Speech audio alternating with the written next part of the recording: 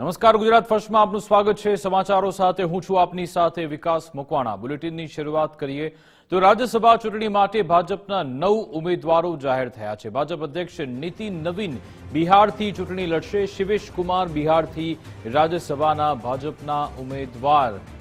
હરિયાણાથી સંજય ભાટિયા પણ ભાજપના ઉમેદવાર તરીકે જાહેર થયા। રાહુલ સિન્હા પશ્ચિમ બંગાળથી રાજ્યસભાના ઉમેદવાર બનાવવામાં આવ્યા।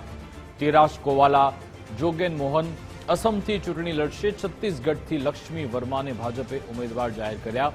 મનમોહન શામલ, સુજીત કુમાર ઓડિશાથી ઉમેદવાર રહેશે। 10 રાજ્યોની 37 રાજ્યસભા બેઠક પર 16 માર્ચે ચૂંટણી થનાર છે। આ અંગે વિસ્તૃત વિગત આપશે સહયોગી વિજય દેસાઈ ફોનલાઈન પર જોડાઈ ગયા છે। જે વિજય, બિલકુલ વાત કરીએ વિકાસ, તો ભારતીય જનતા પાર્ટી આગામી રાજ્યસભા ચૂંટણીને લઈને પોતાના જે ઉમેદવારો છે તેની યાદી જાહેર કરી છે। કારણ કે 10 રાજ્યની 37 બેઠક પર 16 માર્ચે રાજ્યસભાની ચૂંટણી થવાની છે। એ પૂર્વે ભારતીય જનતા પાર્ટીએ અત્યારે તેમના 9 ઉમેદવાર છે, જેની અંદર સૌથી મોટા નામ તરીકે બિહારમાંથી ભારતીય જનતા પાર્ટીના રાષ્ટ્રીય અધ્યક્ષ નીતિન નવીન છે, તેઓ રાજ્યસભાના ઉમેદવાર બનાવવામાં આવ્યા છે। ઉપરાંત असम, छत्तीसगढ़, हरियाणा, ओडिशा અને પશ્ચિમ બંગાળમાં કુલ મળીને 9 ઉમેદવારના નામ જાહેર કર્યા છે। તેમાં નીતિન નવીનની સાથે સાથે અન્ય જે ખાસ કરીને જે નામ સામે આવ્યા છે એ નામની અંદર શિવેશ કુમાર છે, તેઓ પણ બિહારથી ચૂંટણી લડશે। હરિયાણાથી સંજય ભાટિયા લડશે। પશ્ચિમ બંગાળથી રાહુલ સિન્હાને ઉમેદવાર બનાવ્યા છે। આ ઉપરાંત જે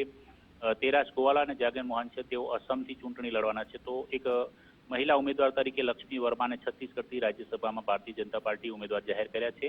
આ ઉપરાંત ઓડિશાની અંદર મનમોહન શામલ, સુજીત કુમાર છે, તેઓ પણ લડશે। જોકે જે પ્રકારના નામ જાહેર થયા છે તે જોતા જે ધારાસભ્યોનું સંખ્યાબળ છે એને ધ્યાનમાં રાખીને તમામ બેઠકો પર છે ભારતીય જનતા પાર્ટી વિજય જાહેર થશે તે પ્રકારનું દેખાઈ રહ્યું છે। એટલે કે બેઠકો બિનહરીફ થાય તે પ્રકારની પણ સ્પષ્ટ રીતે દેખાઈ રહ્યું છે। કારણ કે અત્યારે જે 5 માર્ચ સુધી જ ઉમેદવારી ફોર્મ ભરી શકાશે અને ત્યારબાદ સીધું 16 માર્ચે મતગણતરી અને મતદાન બંને એક જ દિવસે છે, ત્યારે પરિણામ જાહેર થશે। જો કે આ સૌથી અગત્યનું એ પણ છે કે જે પ્રકારે જે રાજ્યોમાં ચૂંટણીઓ જાહેર થઈ છે રાજ્યસભાની, તેની અંદર પશ્ચિમ બંગાળ અને તેલંગાણા સહિત તામિલનાડુ, આ જે 2 રાજ્યો છે જ્યાં વિધાનસભાની ચૂંટણીઓ આગામી સમયમાં યોજાવાની છે। આસામ છે, ત્યાં પણ વિધાનસભાની ચૂંટણી યોજાવાની છે। તો આ 3 રાજ્યોમાં ખાસ ફોકસ ઉમેદવારોની પસંદગીને લઈને સાથે સાથે રાજકીય સમીકરણો સદાય તે પ્રકારનો પ્રયાસ કરવામાં આવ્યો છે।